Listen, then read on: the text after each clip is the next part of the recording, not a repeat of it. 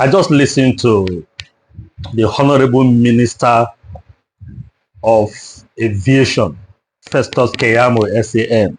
I stand with you on this position of it.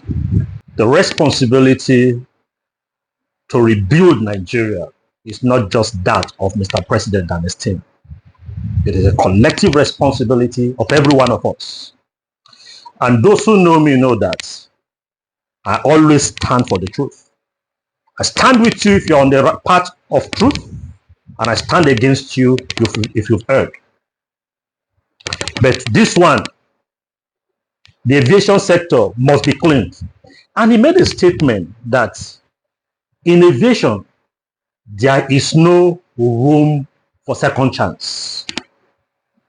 Unlike road transport or any other transport, if the engine of the car is bad, you can pull over and call your mechanic to check. But once you are on board an aircraft and you are in the air and you realize that there is a problem, there is no second chance that let us pull over.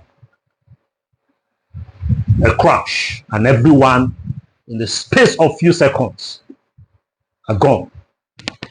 That is why you must ensure things are done properly. No matter which side of the divide you are, you might not use those aircrafts. It might be your relations that will use it.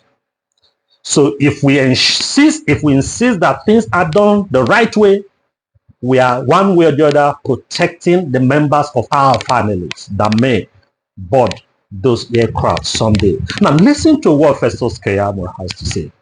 There's deep complicity within the system, and the cleansing process will start and continue till I get to where I'm going. The cleansing process from within the system, because you see regulators at times buying big houses, driving big cars. Regulators who are supposed to be public servants. How do they do this? Because they are endangering the lives of Nigerians by cutting corners. There's falsification of reports going on in the system. Falsification of checks they do, falsification of trainings they do. Pilots. Would these people be brought to book? Oh, yes. I'm just what I'm fighting, what you see going on, you see these commentaries by so-called aviation experts since yesterday. It is a system of corruption that we are fighting. And we're going to bring down that system of corruption within the sector that I find myself. This sector is one of the most corrupt that I have seen, because people bypass regulations. And you know, the point with this sector is that you don't have a second chance.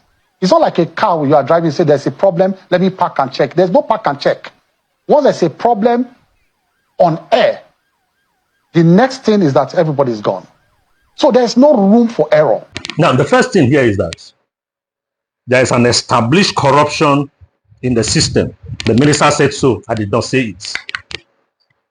And he has said that so long as he remains the minister, he will get to the root of it. He also raised up an issue. He said there are already those fighting him. Definitely there will be vested interests. You and I will know this. There will be several interests who will sound so polished and you think they are on your side, but really if you look deep into it, they are not on the side of the public.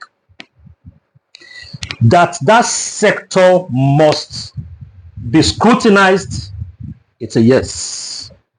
Now, whoever that is campaigning against the minister on this ground, no, Nigerians must rise against those individuals. Now, if you are saying you should do it in a better way, okay, but that we must fight corruption in the aviation sector, I don't think any person, I don't want to use the word sane person, should fight Mr. Festus Keyamo in this.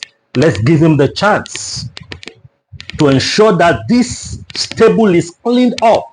And now, my own take is even to some extent deeper than what Mr. Festus is saying.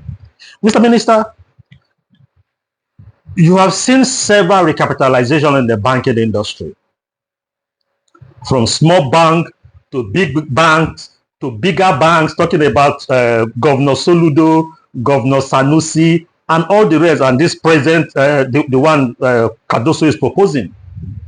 Why can't we have recapitalization in the aviation sector? Why can't we have a huge capital base, even if it is one airline business we will have? Let it be rock solid to compete with anyone outside. Now, take a look at it. Which of our airline? Good enough what Airpeace is doing, tremendous image laundering for Nigeria, tremendous things he is doing. But how many of which of our airline can stand the competition from Ethiopia Airline? Which of our airline can stand the competition from British Airline? These are publicly owned airlines, but rock solid when you look at the capital base. Now, why can't we have some form of mergers and acquisition where you come out from that recapitalization with solid airline business? The fact is, if it's an indigenous airline that has the capital base to pool, whether through mergers and acquisition, because go to look at it. Where are the Sosolisos? Where are the Bellevues? Where are the, is it ADC airline we used to have? Suddenly they just go out of circulation.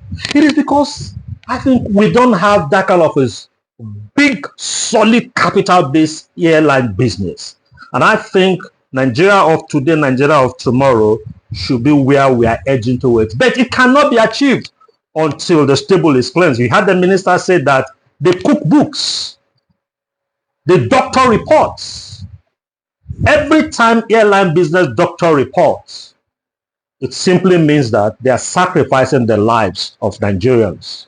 Because if you enter an aircraft that is approved, then it simply says, look, enter something that will cargo you to that negative end. And I think this is how to rebuild the nation. Join force with those that are doing good. In this instance, the minister is doing good.